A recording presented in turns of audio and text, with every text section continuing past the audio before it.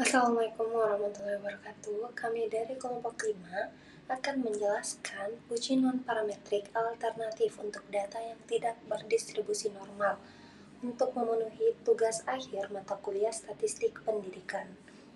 Selanjutnya, izinkan saya memperkenalkan dosen pembimbing dan anggota kelompok kami.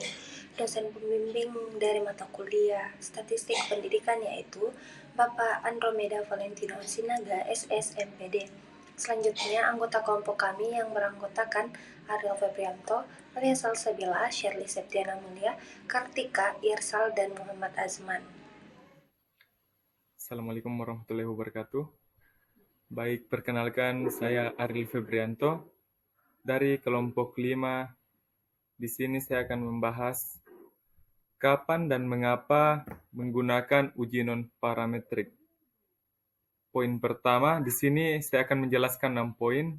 Poin pertama ada distribusi data tidak normal, yang dimana digunakan ketika data menyimpang signifikan dari distribusi normal sehingga uji parametrik menjadi tidak valid.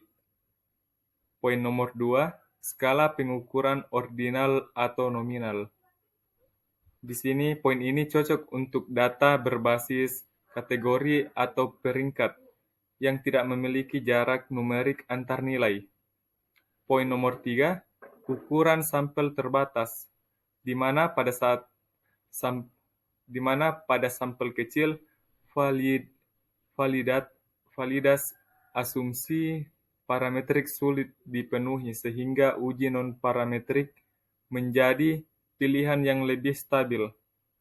Poin nomor 4, ketidakhomogenan varians, yang dimana saat varians antar kelompok tidak setara, uji parametrik dapat menghasilkan kesimpulan keliru, sedangkan uji non-parametrik tetap relevan. Poin selanjutnya, ketergantungan pada asumsi minimal, yang dimana non-parametrik tidak membutuhkan asumsi distribusi populasi, menjadikannya lebih fleksibel dalam berbagai situasi data yang kompleks. Poin terakhir, memberikan solusi.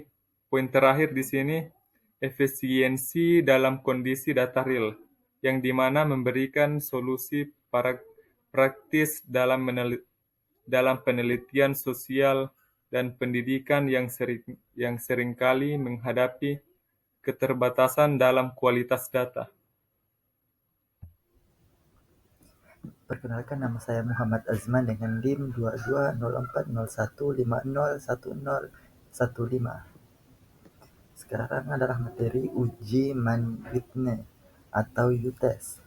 Tujuannya yaitu menguji hipotesis nol bahwa tidak ada perbedaan signifikan antara dua kelompok independen. Ciri khasnya disebut juga dengan U-test karena menggunakan statistik U sebagai dasar pengujiannya. Nah, langkah-langkah prosedurnya yaitu yang pertama, tentukan hipotesis dan taraf signifikan atau A. Kemudian yang kedua, gabungkan seluruh data, lalu beri peringkat tanpa memperhatikan kelompok asal. Yang ketiga, hitung jumlah total peringkat tiap kelompok R1, R2, dan seterusnya. Kemudian yang keempat, hitung statistik U dengan rumus sebagai berikut. Bisa teman-teman lihat rumusnya. Nah, kapan digunakan? Jika data berskala ordinal atau tidak berdistribusi normal dan dua kelompok tidak saling berkaitan. Saya kembalikan ke moderator.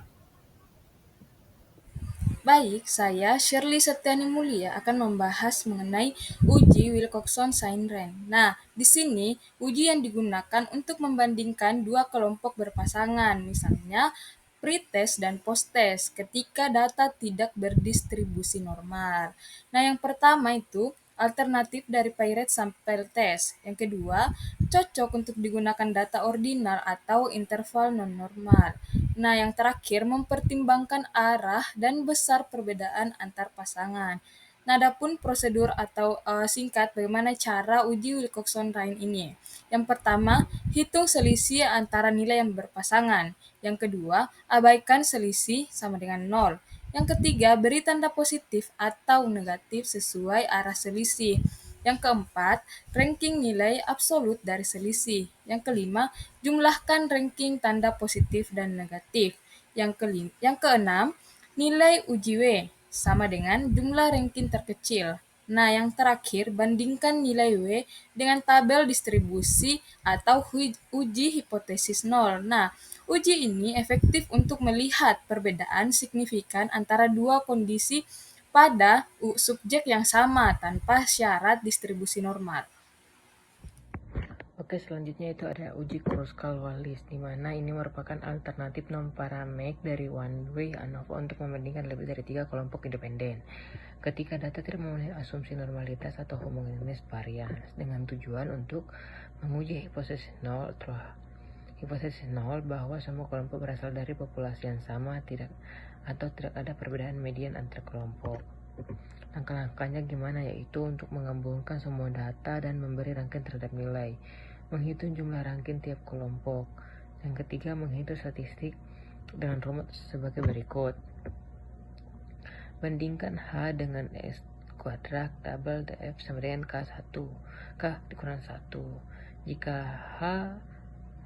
Jika hipotesis lebih besar dari X kuadrat kritis, tolak hipotesis 0, berarti ada perbedaan signifikan antar kelompok.